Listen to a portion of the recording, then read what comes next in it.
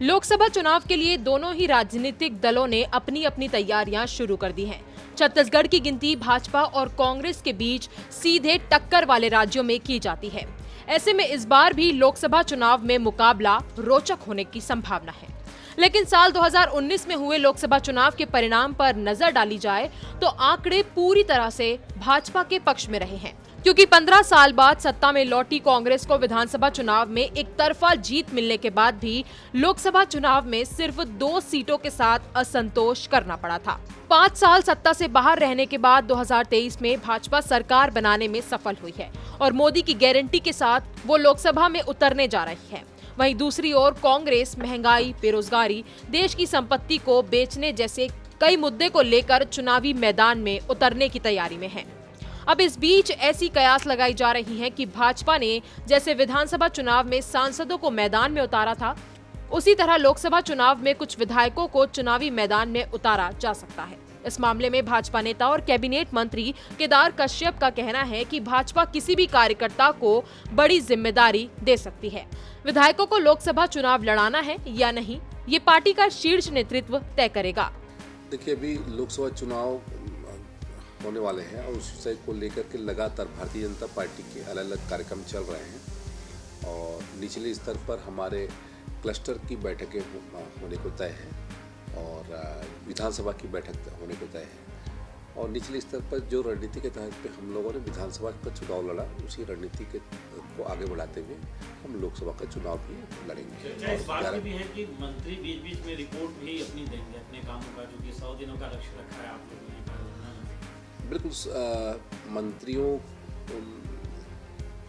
सभी मंत्री लगातार काम कर रहे हैं और सभी हम लोगों ने एक एक्शन प्लान बनाया हुआ है। मोदी जी की गारंटी को लेकर के किस तरीके से विभाग काम करे, इसके लिए एक्शन प्लान के तहत में ही काम होगा। ये लोकसभा चुनाव को लेकर जातिगत समीकरण पर ध्यान दिया जाएगा क्या? और ऐसा कहा जा रहा है कि जो बैठक अभी हुई है उसमें चर्चा हुई कि विधायकों को लड़ाया जा सकता है। देखिए, भारतीय जनता पार्टी में सब कुछ संभव हो सकता है और यहाँ पर एक छोटा कार्यकर्ता उच्च स्तर तक पहुँच सकता है। ये भारतीय जनता पार्टी में ही संभव है और पार्टी जैसा आदेश करेगी उसके आधार पर हर कार्यकर्ता काम करने को तैयार है। वहीं इस मामले में कांग्रेस संचार विभाग के अध्यक्ष सुशील आनंद शुक्ला का कहना है कि ये भाजपा का अपना पर्सनल मैटर है, लेकिन सुशील आनंद शुक्ला का ये मानना है कि भाजपा ऐसा नहीं करेगी, यानी कि वो विधायकों को चुनावी मैदान में नहीं उतारेगी। ऐसा क्यों? क्योंकि इससे सरकार को खतरा हो सकता है। उन्होंने ये भी कहा कि आज भाजपा के कई नेता शीर्ष नेतृत्व से नाराज चल रहे हैं। अगर प्रदेश में वर्तमान स्थिति को देखें तो प्रदेश की 11 लोकसभा सीटों में से भाजपा के पास 9 तो कांग्रेस के पास 2 लोकसभा सीटें हैं। अब ऐसे में देखने वाली बात ये होगी कि भाजपा विधायकों को मैदान में उतारती है या नहीं। पूरी बयानबाजी और गाल बजाने के बजाय सरकार आपके पास है, जांच क्यों नहीं कराते?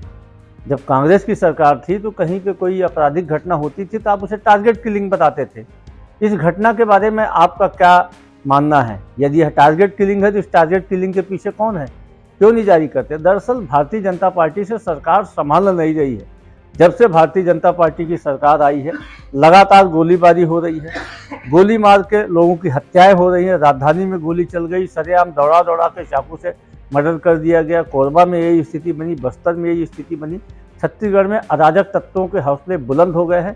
अब भारतीय जनता पार्टी की सरकार उनकी संरक्षक बनी हुई है। इसके साथ ही कांग्रेस लोकसभा चुनाव जीतने के लिए किस रणनीति पे काम करती है, इसमें आपकी क्या राय है? हमें कमेंट कर जरूर बताएं और अगर आपको हमारा ये वीडियो पसंद आया हो तो इसे लाइक और शेयर जरूर करें और हमारे चैनल खबर विभाग को सब्सक्राइब करना ना भूलें।